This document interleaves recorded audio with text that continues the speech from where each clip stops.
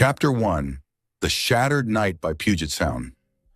Abigail Harper stood frozen in the middle of the banquet hall at the Fairmont Olympic, her champagne glass shattering at her feet as Ethan Caldwell, her fiancé, walked in hand with Natalie Pierce, declaring, "Abigail, I can't marry you.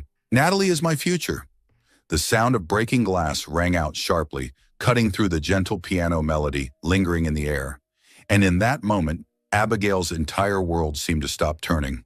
The glass splintered into tiny glittering fragments under the chandelier's light, just like her heart, shattered beyond repair. She stood there, her hands trembling, the shimmering silver evening gown now feeling foreign, no longer hers. Her green eyes widened, searching for a sign, an explanation from Ethan, but his face was cold, unmoved, as if she had never meant anything in his life. The banquet hall at the Fairmont Olympic glowed brilliantly, crystal chandeliers hanging high from the ceiling, reflecting through large windows overlooking Puget Sound, where the city lights danced on the dark water. The distinctive Seattle coffee scent, a rich aroma from beans roasted right in the city, mingled with expensive perfume and freshly baked pastries, creating an upscale atmosphere Abigail once thought of as home. The piano glided softly through Clair de Lune, gentle as a sea breeze blowing across the Sound, but now it only made her feel more suffocated. Abigail, 28 years old, had spent the entire evening preparing for this moment, the night she and Ethan would announce their engagement before Seattle's tech elite, her family, and hundreds of distinguished guests. The silver gown hugged her body, the high heels pinched her feet, all to be perfect for the night she thought would shape her future. The Harper family wasn't just wealthy. They were one of the pillars of Seattle's tech industry. Harper Tech, the software conglomerate founded by her father, Richard Harper, had turned programming ideas into billions of dollars. And her mother, Evelyn Harper, was the steely woman behind the social strategies that upheld the family's reputation. They had arranged this relationship with Ethan Caldwell 2 years ago, when he was still a promising startup entrepreneur in South Lake Union, the city's tech hub. Ethan, with his neatly trimmed blonde hair and icy blue eyes, was always busy with meetings at his startup headquarters, but he had never let Abigail down. "I'll be there on time, Abby," he'd often say over the phone, his warm, convincing voice reassuring her, and she believed him, believed he loved her, believed he'd be the perfect husband her family expected. But now, as he stood there, his hand clasped tightly with Natalie Pierce's, all those promises turned to ash. The heavy wooden doors of the hall had swung open seconds earlier, and every eye in the room turned toward the entrance.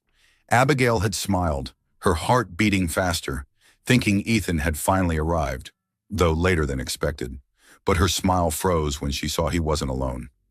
Natalie Pierce, daughter of Charles Pierce, the renowned venture capital mogul in Seattle, walked beside him, haughty in a fiery red dress that clung to her body, her sleek black hair cascading down like a declaration of war. The crowd began to murmur, whispers rippling like waves across Puget Sound. A nearby waiter stood still, forgetting to pour champagne, letting it spill onto the pristine white tablecloth. Cameras from the press, invited to capture the engagement moment, started flashing, the bursts of light blinding Abigail. But she couldn't move. Natalie smirked, her red lips curling smugly, while Ethan just looked at her, his blue eyes devoid of emotion. "Abigail, I can't marry you," he repeated, his voice flat, like he was reading a business statement. "Natalie is my future." Abigail felt her breath catch in her throat. "Ethan, what are you saying?" she whispered, her voice frail, nearly drowned out by the growing buzz of the crowd. Ethan exhaled as if this were a minor inconvenience. "Let's be honest, Abigail. You have nothing to offer me." She shook her head, tears welling up but held back by sheer will. "I don't understand. You proposed to me." Ethan's lips twisted into a smile, devoid of warmth. "Did I? Or was it just a conversation our families arranged? I needed Harper Tech's reputation to get started, but now I have a better option." Natalie tightened her grip on Ethan's arm, chuckling softly. "He means me," she said, her voice sweet but sharp as a blade. Abigail felt her stomach twist, as if someone had punched her hard. This is a joke, right?" she whispered, her voice breaking. But Ethan's steely gaze crushed her last hope. "I never loved you, Abigail," he said, his words slicing into her heart like a knife. "You were just a stepping stone, and now I don't need you anymore." The sound of another glass shattering somewhere in the room echoed, followed by a gasp of shock from the crowd. Abigail stood there, hands trembling, staring at Ethan and Natalie as if they were phantoms from a nightmare. Natalie tilted her head, feigning sympathy. "You're a nice girl, Abigail, but let's be real. You don't belong in Ethan's world. You never did." Abigail's entire body went cold. Hundreds of eyes bore into her, whispers rising like rain tapping on glass. Poor thing. So embarrassing. Did she really think he loved her? She turned her head slowly, hoping her mother, Evelyn Harper, would defend her, just this once. But when she met her mother's sharp brown eyes, what she saw wasn't comfort, but contempt. "Abigail," Evelyn said, her voice low, but cutting like a blade, stepping closer through the crowd. "You've humiliated us." Abigail's mouth opened, tears finally spilling over. I didn't." "If you can't secure a husband with wealth and power," Evelyn interrupted, her voice icy, "then you're no longer my daughter." The words were a final blow. Abigail staggered back, her high heels faltering on the polished wooden floor. Evelyn turned away, drawing with her the cold silence of her father, Richard, who only bowed his head to avoid her gaze. The crowd parted, leaving her alone in the vast banquet hall, like a bird with broken wings in a storm. With nothing left to cling to, she turned and ran from the Fairmont Olympic, her heels clacking on the marble floor, the silver gown now drenched under Seattle's rain. The autumn rain draped the city in a gray curtain, water streaming down the sidewalks of Pioneer Square. Abigail wandered aimlessly, her high heels striking sharp clack-clack sounds on the stone pavement, each step mocking her naivety. Rain soaked through the fabric of her gown, making her shiver with cold. But she didn't stop, couldn't stop. Every time she closed her eyes, she heard Ethan's voice. "I never loved you," and her mother's, "You're no longer my daughter." They replayed in her mind like a broken record, carving deeper into her bleeding heart. The diamond engagement ring, Ethan's gift from 6 months ago, had been left behind on the banquet hall floor, rolling among champagne shards. Now she had nothing, no fiancé, no family, no future. Her feet ached in the ill-fitting heels, rain streaming down her face, mingling with tears she no longer tried to hold back. She didn't know how long she walked, through the stone-paved streets of Pioneer Square, past the flickering neon lights of coffee shops and small stores, until a warm glow from a little bar caught her eye. The rusty anchor nestled in a street corner, its dim yellow light piercing through fog glass, beckoning her like a temporary refuge. It wasn't a place Abigail typically visited. Too old, too common, too foreign compared to the upscale restaurants of Queen Anne or Belltown she knew. But now she didn't care. She just needed a drink, something to numb the pain screaming inside her. The wooden door creaked as she pushed it open, the smell of beer and damp wood hitting her nose, mixed with the hoarse laughter of a few patrons in the corner. Abigail walked to the bar, her wet gown dripping onto the floor, and sat on a worn stool. The bartender, an old man with a silver beard, glanced at her but asked nothing, as if accustomed to strange customers. "Whiskey?" she said, her voice hoarse from crying and the cold. "Neat." He raised an eyebrow but said nothing, pouring a glass of amber whiskey and sliding it toward her. Abigail took it, her hands shaking, and downed it in one gulp. The fiery liquid burned down her throat, searing her chest. But she wanted it, wanted that pain to replace the ache in her heart. She set the glass down, whispering to herself, "Good." The dim bar slowly became a temporary sanctuary, the yellow light blurring the memories of the Fairmont Olympic. Abigail sat there, alone, a second whiskey in hand, trying to find oblivion in the alcohol. She didn't know that.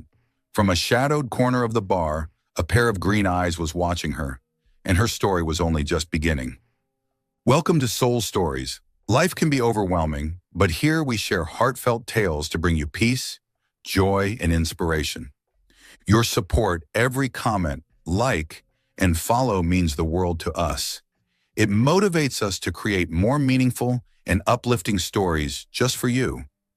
Did our latest story touch your heart? Leave a misfani numidi. I am happy in the comments if you agree. Subscribe now and be part of a community that spreads love, kindness, and positivity. Let's make every day a little brighter together. Chapter 2. An Encounter Under the Rain. If you need a husband, I'm right here, Jacob Miller joked, his deep voice resonating in the rusty anchor bar, prompting Abigail Harper, drunk and desperate, to raise her whiskey glass. All right, stranger, marry me. The words shot out of her mouth like a stray bullet, hanging in the bar's stifling air, blending with the steady patter of rain on the fogged windows and the hoarse laughter of a few patrons in the dark corner. Abigail wasn't sure if it was a serious intention or just an impulsive remark in her drunken state, but in that moment, as the flickering red and green neon lights illuminated her pale face, she felt a strange freedom, a recklessness she'd never experienced in her 28 years living under the perfect shadow of the Harper Tech family. The whiskey glass in her hand trembled, a few drops sloshing over the rim, but she didn't notice. She just wanted to forget, and Jacob's jest, however absurd, seemed like the only way out. The rusty anchor bar nestled in an old corner of Pioneer Square, Seattle, where red brick walls covered in green moss stood resolute amid the persistent autumn rain. A neon sign hung above the bar, flashing a faded open, but the warm yellow light inside was feeble, only enough to highlight the deep scratches on the aged wooden floor and the dust clinging to the worn stools. The rain tapped steadily on the large windows, each droplet streaking down the glass, forming a mournful melody, as if the city were crying in Abigail's place. She sat on a weathered stool near the counter, her silver evening gown, soaked from the rain, looking out of place in this common setting. Water still dripped from the hem onto the floor, leaving small, spreading puddles, but she didn't bother wiping it away. The third glass of whiskey in her hand, a fiery amber liquid, was all she had left to cling to, numbing the pain from the night at the Fairmont Olympic. Abigail didn't look up as the bartender, an old man with a scruffy silver beard and tired eyes, poured another glass. His hands shook slightly but moved with precision, as if he'd done this thousands of times in his life. He didn't ask anything, just silently set the glass in front of her and turned away, accustomed to odd patrons seeking refuge here to escape something. Abigail didn't want to look at anyone, didn't want to face the world outside, where Ethan Caldwell had torn her heart apart with his cold declaration, "I never loved you," and where her mother, Evelyn Harper, had disowned her in front of a high society crowd. "You're no longer my daughter." Those words replayed in her mind like a broken record, each one cutting deeper into the bleeding wound in her heart. But then, a stranger's voice sliced through the fog of alcohol and sorrow, pulling her from the spiral of self-pity. "You don't seem like the whiskey type," the voice said, low and smooth, tinged with curiosity and a hint of humor, as if testing her reaction. Abigail turned her head slowly, her green eyes clouded by liquor and the tears still lingering from the rain.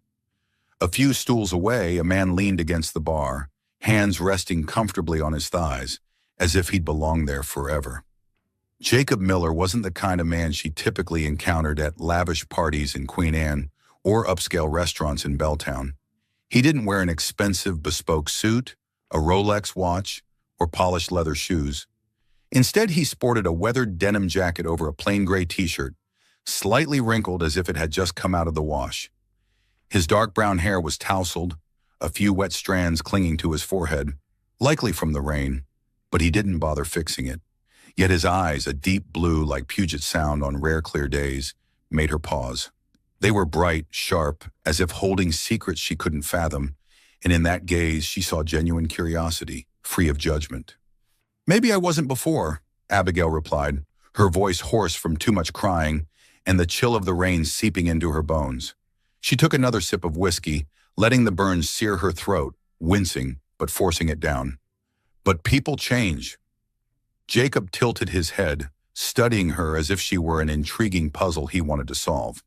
"Rough night?" he asked, his tone gentle, unpressured, simply wanting to know more. Abigail let out a dry, bitter laugh, the sound rasping from her cracked lips, parched by cold and alcohol. "Worse than rough," she said, and then for some reason, she started talking. Maybe it was the whiskey loosening her tongue, melting the defenses she'd built up all night. Maybe it was because he was a stranger, someone who didn't know she was Abigail Harper, heiress of Harper Tech, and she had nothing left to lose. She told him about the engagement party at the Fairmont Olympic, how Ethan had walked into the hall hand in hand with Natalie Pierce, daughter of Charles Pierce, the infamous venture capital titan of Seattle. She recounted Ethan's declaration, cold as a business memo. "Natalie is my future," and how he admitted he'd never loved her, that she'd only been a stepping stone for his career.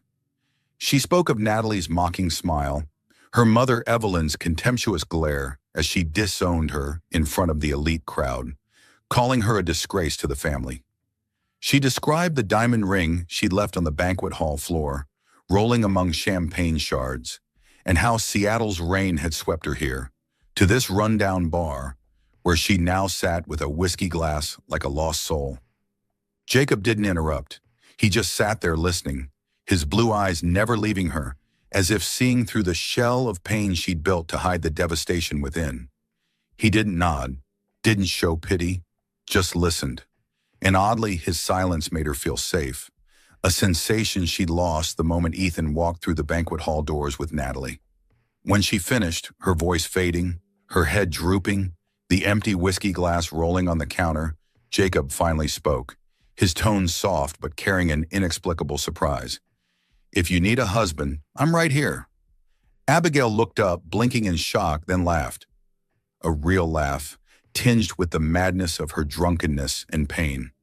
"You," she teased, her eyes glinting with alcohol and astonishment, her voice wavering from the burn still lingering in her throat. "You want to marry me?"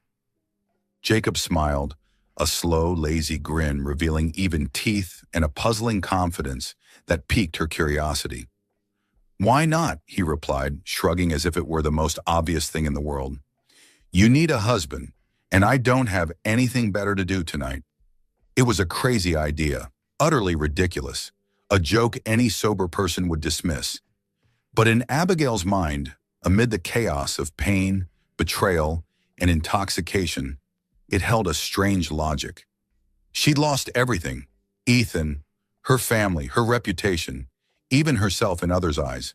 So why not do something insane to reclaim control, if only for a moment? She raised her glass, though it was empty, and nodded, her voice firmer than she expected. "All right, stranger, marry me." Jacob laughed loudly, a warm, deep sound that echoed in the bar's quiet space, drawing glances from nearby patrons. He stood, slapping the counter as if he'd just made a grand decision. "Okay, girl," he said, tossing a few dollar bills onto the bar to cover their tab. "Let's go." He grabbed her hand, pulling her from the stool, and under Seattle's pouring rain, they dashed into the night. The rain fell in torrents as they left the rusty anchor, cold droplets pelting Abigail's face, soaking her already drenched silver gown completely. Water streamed down Pioneer Square's sidewalks, slipping through the cracks in the stone pavement, making her high heels slide. Jacob gripped her hand tighter, pulling her through narrow streets, their footsteps drowning out the rain and the wind whistling past old buildings.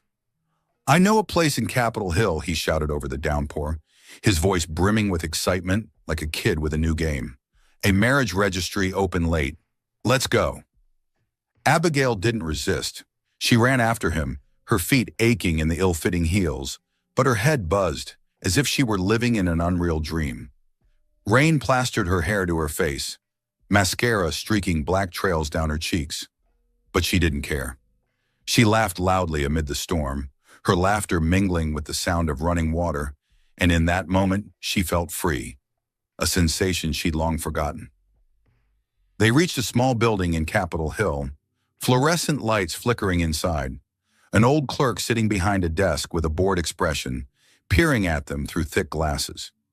"You two want to register a marriage?" he asked, his voice monotone, eyeing Abigail in her soaked evening gown and Jacob in his simple denim outfit, as if he couldn't believe the sight before him. "Yep," Jacob replied without hesitation, while Abigail giggled, leaning on his shoulder for balance, her breath reeking of whiskey. They signed the papers in their drunken haze, the scratch of pens on paper ringing out in the office's stillness. The clerk handed them a cheap silver ring from a drawer. "Free gift," he muttered, his voice devoid of enthusiasm, and 10 minutes later, they were officially husband and wife. Abigail gazed at the ring on her finger, its faint silver gleam under the fluorescent light, and laughed loudly. "I just married a stranger. Fantastic." Jacob laughed too, pulling her outside. "Welcome to your new life, Miss Harper," he said, and they stood in the rain, drenched from head to toe. But oddly, Abigail felt relieved, as if an invisible burden had been lifted. The next morning, Abigail woke with a pounding headache and a creeping sense of wrongness, as if she'd crossed a line she couldn't undo. She opened her eyes, blinking to adjust to the dim light filtering through a tattered curtain in an unfamiliar room. This wasn't her Queen Anne penthouse, with its soft silk sheets and wide windows overlooking the dazzling Space Needle. The bed beneath her was hard, the thin gray blanket frayed at the edges, and the air carried the stale scent of old coffee mixed with damp wood, a foreign smell that made her frown.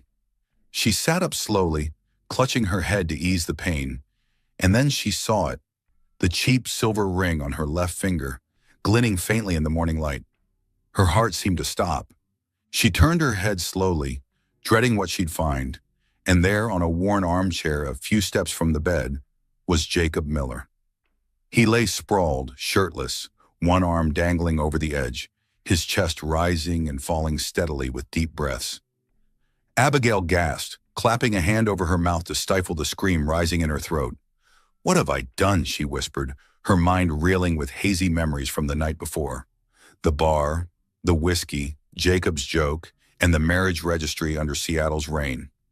Jacob's small apartment in Rainier Valley came into sharp focus before her like a jolt of reality.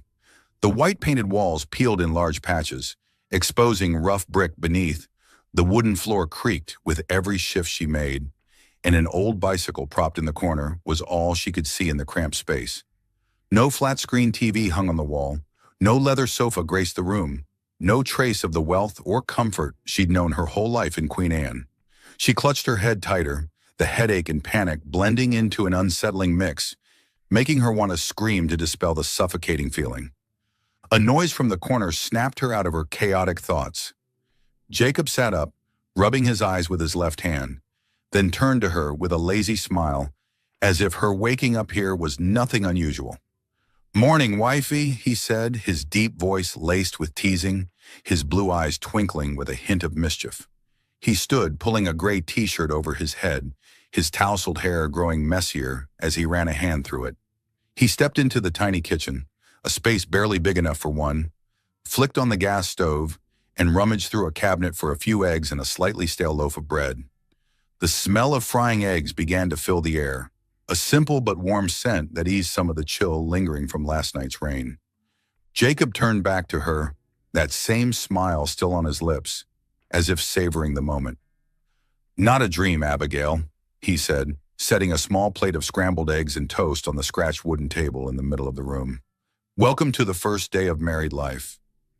Abigail stared at him, her mouth agape but speechless, her green eyes wide with shock and confusion.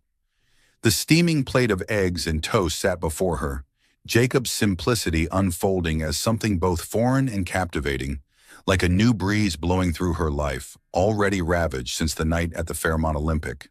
She didn't know how to react, scream, run, or just sit still and let it happen. But as Jacob sat across from her, his eyes meeting hers with an inexplicable warmth, she felt a spark of curiosity pierce through her panic. About this man, this strange life, and herself, now the wife of a stranger. Chapter 3. A New Life in Rainier Valley.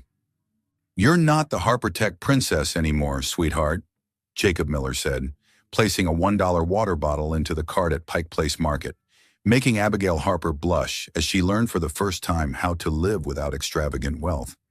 His voice was low but laced with a teasing edge, his blue eyes twinkling as he watched her fumble awkwardly among the bustling stalls, brimming with fresh fish, vegetables, and the rich aroma of roasted coffee. Abigail stood there, holding the cheap water bottle, feeling like a child thrust out of the cozy nest of Queen Anne to face the stark reality of Rainier Valley. She wanted to argue, to say she didn't need the reminder, but as she looked at the plain plastic bottle in her hand, replacing the $10 imported glass bottles she'd once known, she stayed silent, her cheeks warming with shame and a faint, nameless confusion.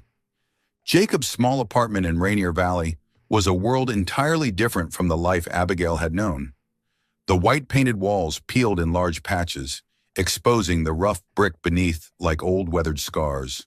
The wooden floor creaked with every step she took, the squeaking sound echoing like a taunt to her clumsiness in this cramped space. Outside the window, the distant hum of the light rail droned steadily, mingling with the relentless patter of rain on the glass, a signature Seattle sound she could no longer escape.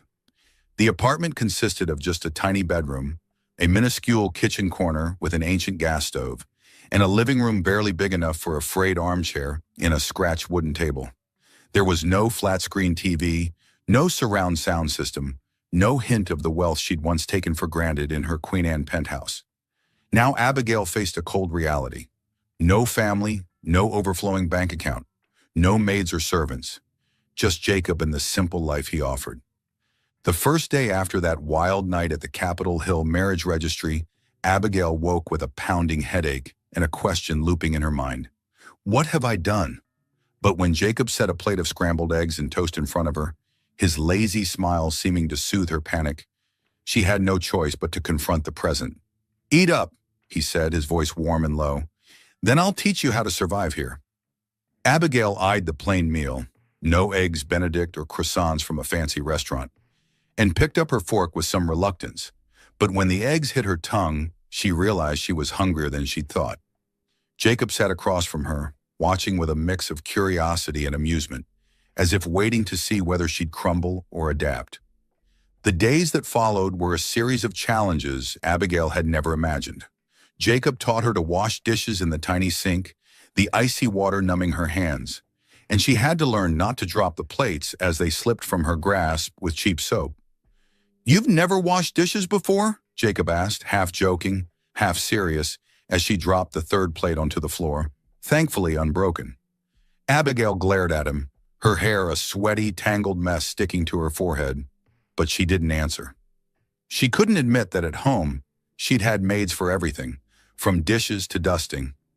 Now she had to wash her own clothes in a noisy old machine in the apartment building's basement.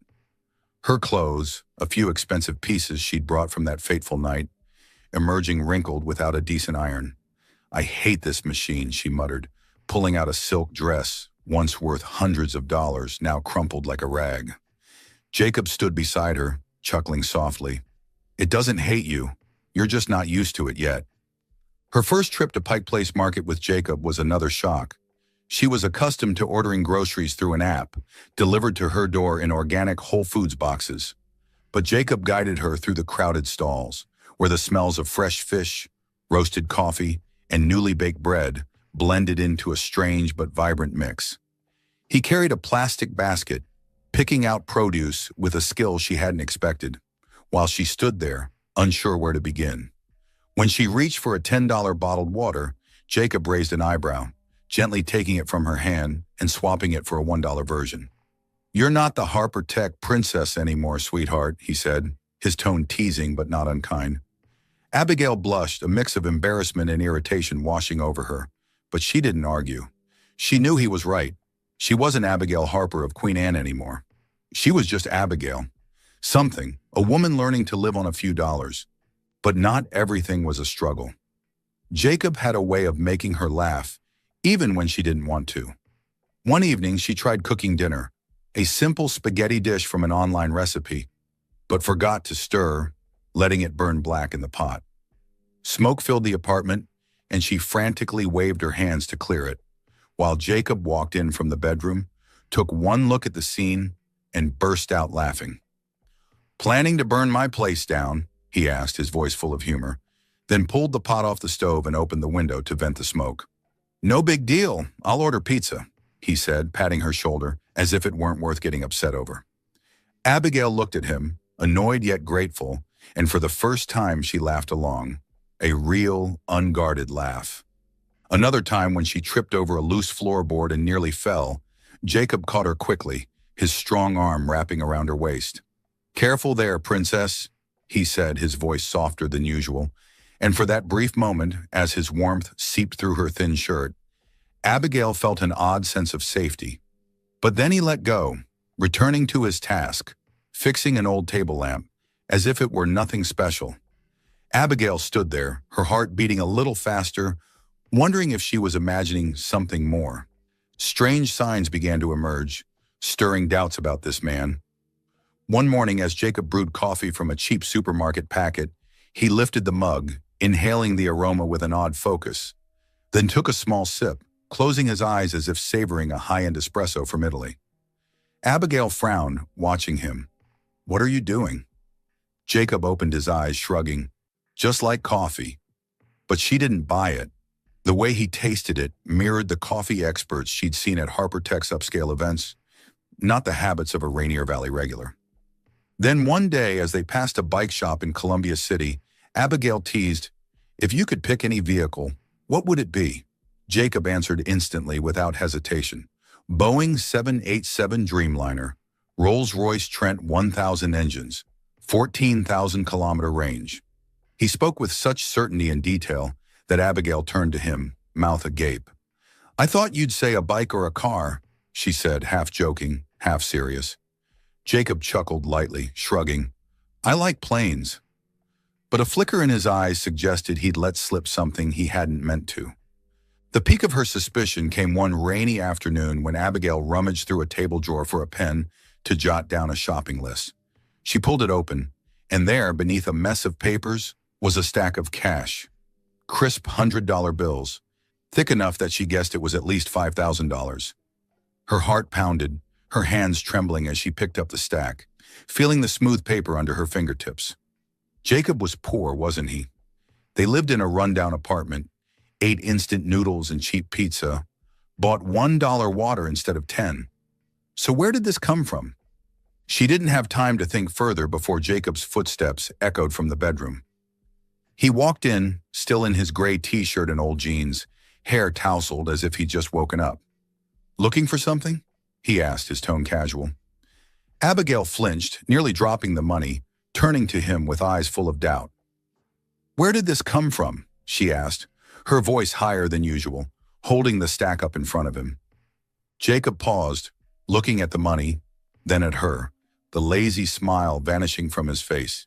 He stepped forward, gently taking the stack from her hands, placing it back in the drawer, and slamming it shut. "I don't like wasting money," he said, his voice even, but his eyes avoided hers. "That's not an answer," Abigail said, her voice quivering with suspicion. "We live like we're broke, but you've got a pile of cash stashed away. Who are you, Jacob?" Jacob sighed, turning to meet her gaze, his blue eyes now darkening like Seattle's sky before a storm.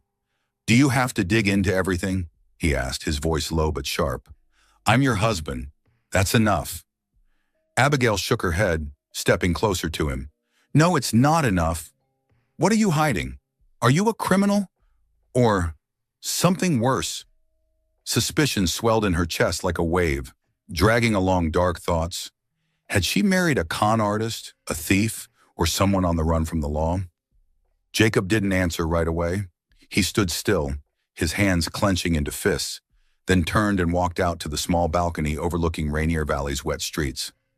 Abigail stood there, her heart racing, unsure what to do. The doubts lingered, unvanished, but she couldn't deny that. Whoever he was, Jacob had given her something Ethan and her family never had, a strange sense of safety amid the storm of her life. That night, the rain fell heavily again, and the apartment's power suddenly cut out, leaving them in darkness lit only by the faint glow of streetlights through the window. Abigail sat curled up on the armchair, hugging her knees, feeling more lost than ever. She heard Jacob's footsteps, then felt a thin blanket draped around her shoulders.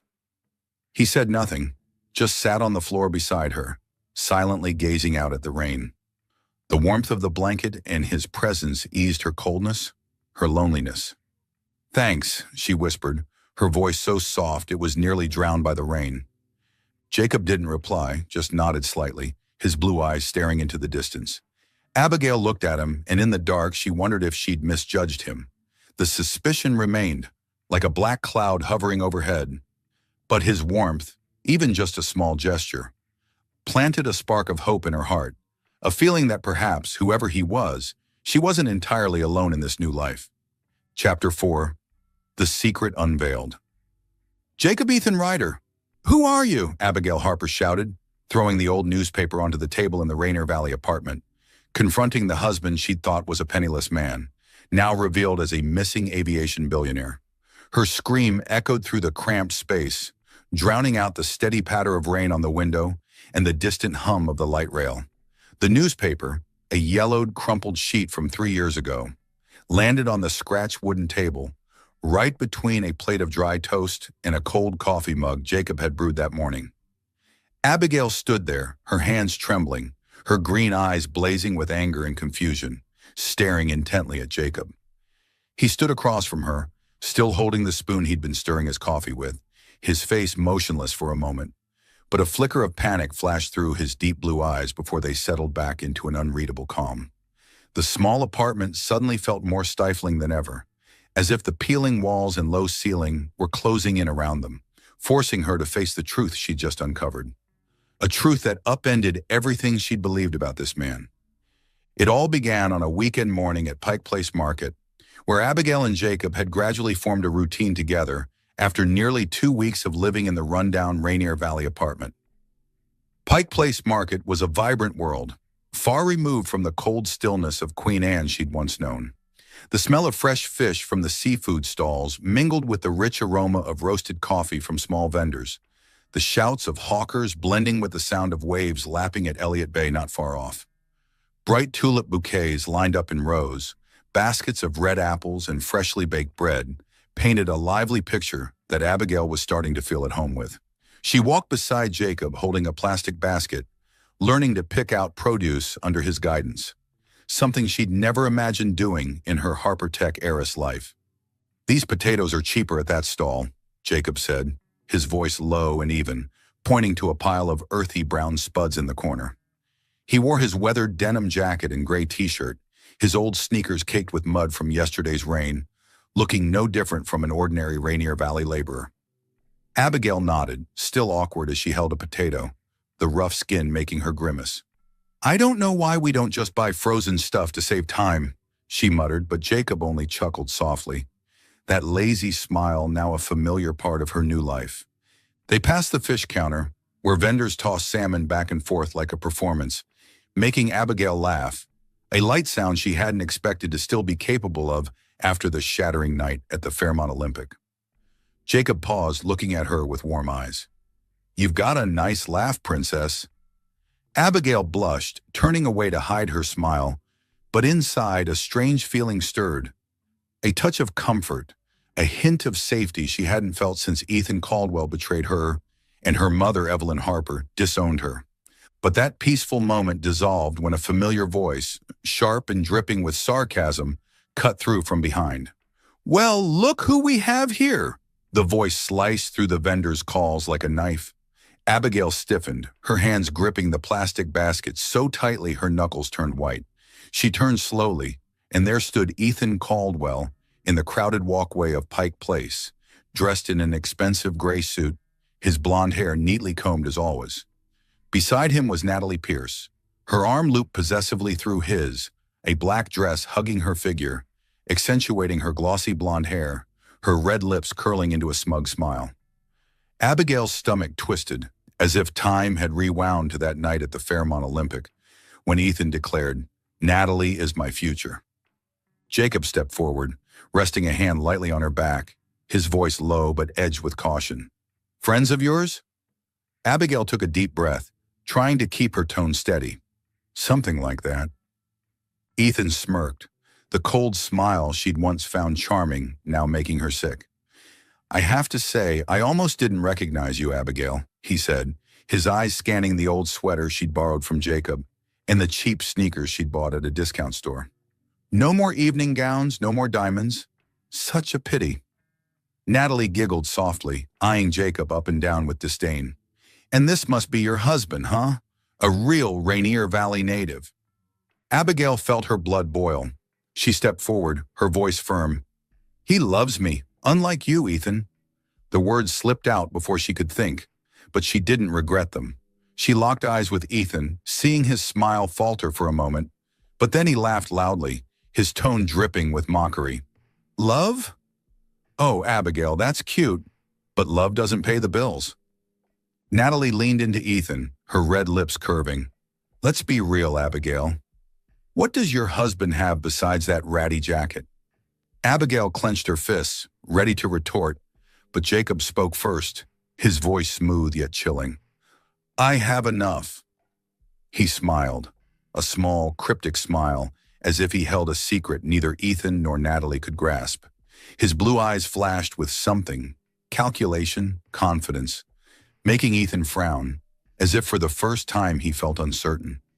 Natalie just scoffed, delusional, but Jacob tilted his head, his smile unwavering, and Abigail, standing beside him, felt a jolt run through her, as if the game was about to shift in a way Ethan and Natalie could never anticipate. The encounter ended as Ethan and Natalie turned away, Natalie's heels clicking on the market floor, but Abigail remained rooted, her heart pounding, watching their figures disappear into the crowd. Jacob patted her shoulder lightly. Don't let them get to you.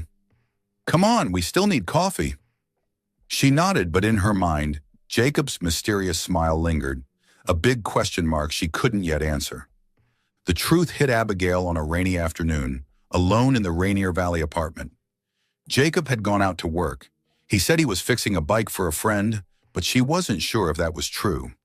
She sat in the armchair, watching rain stream down the window, the suspicions from recent days about how Jacob tasted coffee, his knowledge of Boeing planes, and the $5,000 cash in the drawer, resurfacing. She stood, resolved to search for answers, though it made her feel guilty. She opened the wooden table drawer where she'd seen the money, but this time found nothing but a few old bills. She moved to the small bookshelf by the wall, flipping through worn books, a few cheap novels, a bike repair manual, until a yellowed paper slipped from between the pages.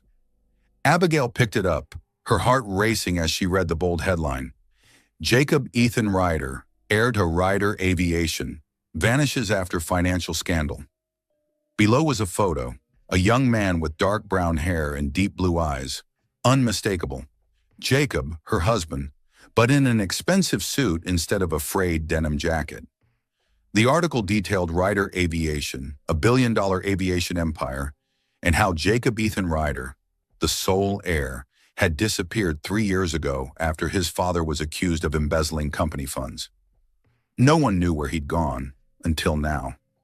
Abigail sank into the chair, her hands shaking as she held the paper, her mind spinning. Jacob wasn't some poor guy from Rainier Valley.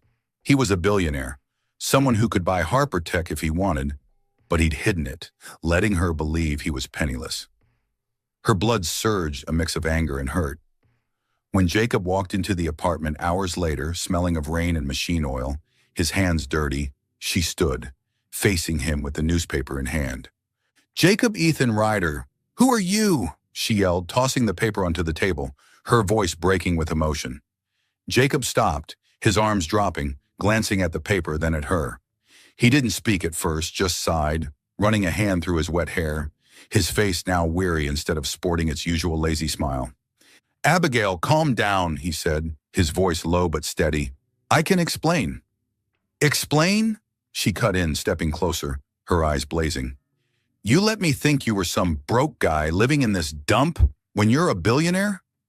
You lied to me, Jacob, or Ryder, or whatever your name is.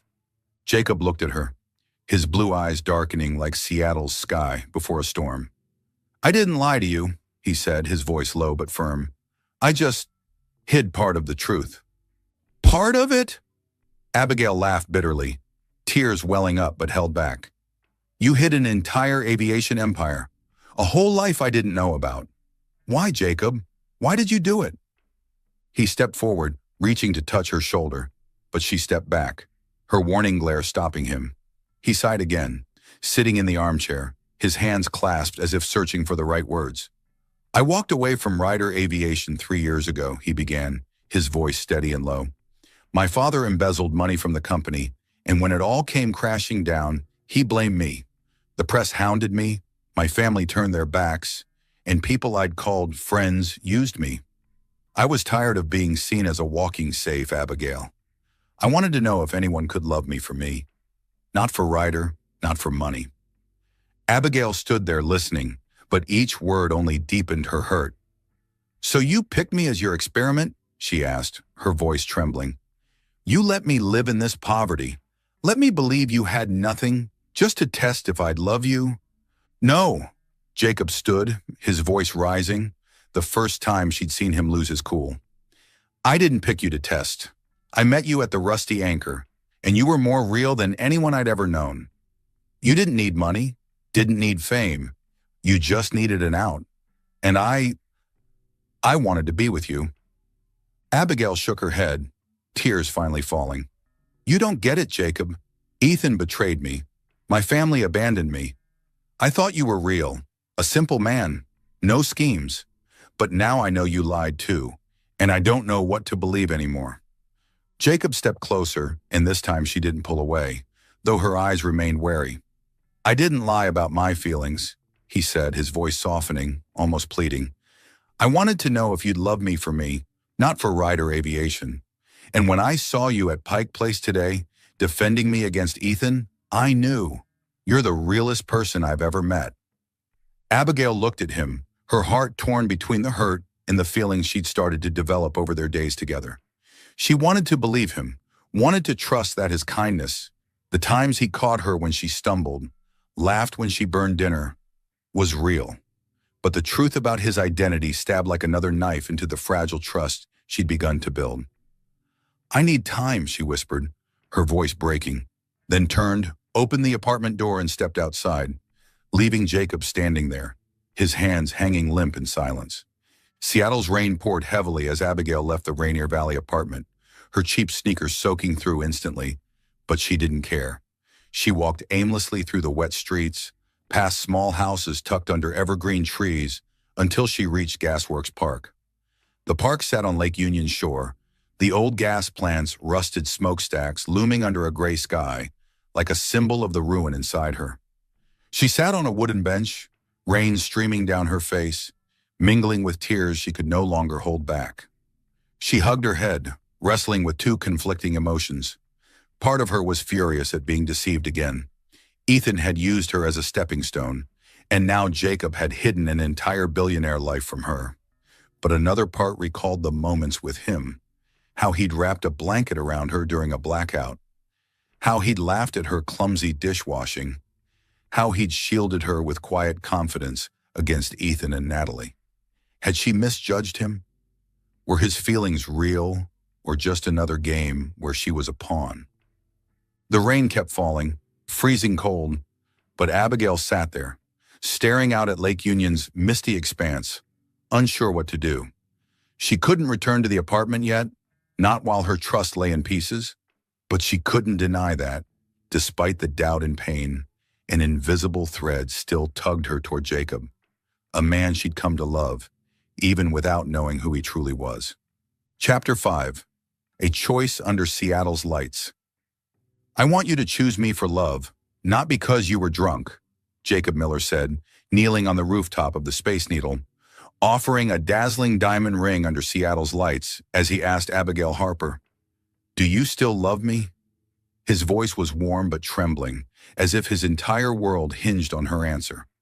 Abigail stood there, her green eyes wide with astonishment, her breath catching in her throat as she gazed at the ring, not the cheap silver one from that drunken night in Capitol Hill, but a stunning diamond, shining as brightly as the beacon atop the Space Needle, the symbol of the city she'd called home for 28 years. The city lights glittered below them, reflecting through a light rain, and the sound of jazz from a small speaker echoed in the space, mingling with the thudding of her heart. This wasn't her first proposal. Ethan Caldwell had done it a year ago, but this time, it felt more real than anything she'd ever experienced. The rooftop of the Space Needle was a place Abigail had never visited before. Despite living her whole life in Seattle, The open expanse atop the city's tallest tower was framed by clear glass panels, letting her see the urban sprawl stretching from Puget Sound to the misty Cascade Mountains in the east. Tonight, a light rain fell, tiny droplets rolling down the glass like shimmering streaks, crafting a mystical veil under the chandelier hanging in the center. A small jazz band played in a far corner, the saxophone's low, soulful notes drifting through the air, blending with the faint scent of roses from vases on the lone wooden table in the middle. A table set perfectly with white silk napkins, flickering candles, and 2 glasses of red wine. Jacob had invited her here after a week apart, following the night she'd stormed out of the Rainier Valley apartment in the rain, when she learned he was Jacob Ethan Ryder, a missing aviation billionaire. Not the poor guy she'd assumed. Abigail stood before the table, the gray sweater she'd borrowed from Jacob now replaced by a simple blue dress she'd found in her sparse wardrobe, her light brown hair loose and damp from the rain. For the past week, she'd avoided him, staying in a cheap motel in Pioneer Square, wrestling with the hurt of his deception and the undeniable feelings she had for him. She'd considered leaving Seattle, returning to Queen Anne to face her family, but every time she thought of Jacob, his lazy smile, the way he'd wrapped a blanket around her during a blackout, she couldn't walk away. When he called her that morning, his voice low and urgent over the phone, "Meet me at the Space Needle, 8 p.m. I need to talk to you." She couldn't say no. Jacob rose from his chair as she entered, his deep blue eyes lighting up under the glow, but his face was tense, lacking its usual confidence. He wore a plain white shirt with rolled-up sleeves and old jeans, as if clinging to the simplicity of Jacob Miller rather than the opulence of Jacob Ethan Ryder. "Thank you for coming," he said softly, pulling out a chair for her. Abigail sat, her hands gripping the table's edge, unsure what to say. She looked at the plate before her, grilled salmon with lemon sauce and mashed potatoes, but didn't touch it, just stared at him, waiting. "I know you're mad at me," Jacob began, sitting across from her, his hands clasped on the table as if trying to stay calm. "And you have every right to be. I hid the truth about myself, about Ryder Aviation, the money, everything. But I don't regret meeting you at the Rusty Anchor. Don't regret marrying you, even if it was a crazy night." He paused, taking a deep breath, his eyes never leaving hers. "I only regret hurting you when you found out the truth." Abigail bit her lip, a tumult of emotions rising within her. "You don't understand, Jacob," she said, her voice shaky. "I was betrayed by Ethan, abandoned by my family. I thought you were real, a simple man, no ulterior motives. But then I found out you're a billionaire, and I don't know if what we had was real or just another game." Jacob shook his head, his hands tightening. "It's not a game, Abigail. I walked away from Ryder Aviation because I was exhausted. Tired of being seen as a cash vault, tired of people loving me for my money. When I met you, you didn't know who I was. And you stayed with me in that run-down apartment even though you didn't have to. That's why I love you." His words were like a warm breeze across her cold heart, but she hesitated. "Then why didn't you tell me from the start?" she asked, her voice quieter, almost pleading for an answer she could trust. "Because I was afraid," Jacob replied, his voice dropping, full of sincerity. "Afraid that if you knew I was Ryder, you'd see me differently, like Ethan, like your family, like everyone who wanted me for my money. I wanted you to love me, Jacob Miller, not Jacob Ethan Ryder." Abigail fell silent, looking into his eyes, seeing the truth there. Not about wealth or fame, but about the man who'd stood by her through her darkest days. She remembered how he'd laughed when she burned dinner, how he'd caught her when she tripped on the loose floorboards, how he'd sat quietly with her during a blackout. Those moments weren't lies. They were real, more real than anything she'd had with Ethan. Jacob stood, stepping in front of her, then suddenly knelt, pulling a small velvet box from his pocket. He opened it, revealing a sparkling diamond ring, its light reflecting onto his face, highlighting his emotion-filled blue eyes. "I don't want you to have married me because you were drunk," he said, his voice trembling. "I want you to choose me for love. Forget the money, forget Ryder Aviation. I'm just Jacob. Do you still love me?" Abigail felt tears well up, not from pain but from being moved by his honesty. She looked at the ring, then at him, the man who'd given her a home when she'd lost everything, even if it was just a shabby Rainier Valley apartment. She stood, stepping closer, her hand touching his face, feeling the warmth of his skin. "I love you, Jacob," she whispered, her voice breaking. "Not Ryder, just you." Jacob smiled, a radiant grin she'd never seen before, and slipped the ring onto her finger, pulling her into his arms. They stood there on the Space Needle rooftop, under Seattle's shimmering lights in the gentle rain, holding each other as if the world contained only them. Abigail rested her head on his chest, hearing his heartbeat pound, and for the first time in months, she felt she was no longer lost. In the weeks that followed, Abigail and Jacob started anew, living simply in the Rainier Valley apartment as before. He didn't take her to lavish mansions or buy her extravagant gifts. He wanted to keep his promise that their love wasn't built on money. But Jacob quietly did something she didn't know. He reached out to old contacts from Ryder Aviation, secretly helping her establish a charity called New Dawn, dedicated to women abandoned or betrayed, inspired by Abigail's own story. He didn't tell her, wanting her to discover its meaning later. One evening, they attended a small charity event at a Belltown gallery where New Dawn officially launched. Abigail stood amid the crowd, in her simple blue dress, stunned to learn Jacob had been behind it all. She looked at him, her eyes full of gratitude. But the moment was interrupted when Ethan Caldwell and Natalie Pierce appeared. They were no longer the powerful couple they once were. Natalie's father's venture capital firm had collapsed after a financial scandal, and Ethan was now a failed entrepreneur, his gray suit rumpled, his eyes brimming with envy. "Congratulations, Abigail," Ethan said, his tone sarcastic but unable to mask his bitterness. "From Rainier Valley to Belltown, pretty impressive." Natalie smirked. "Enjoy it while it lasts." Abigail smiled, unshaken. "I heard your father's company hit some trouble, Natalie. That's a shame." Jacob stepped forward, resting a hand on her shoulder, his voice calm but cutting. "Business is unpredictable. One wrong move, and it all falls apart."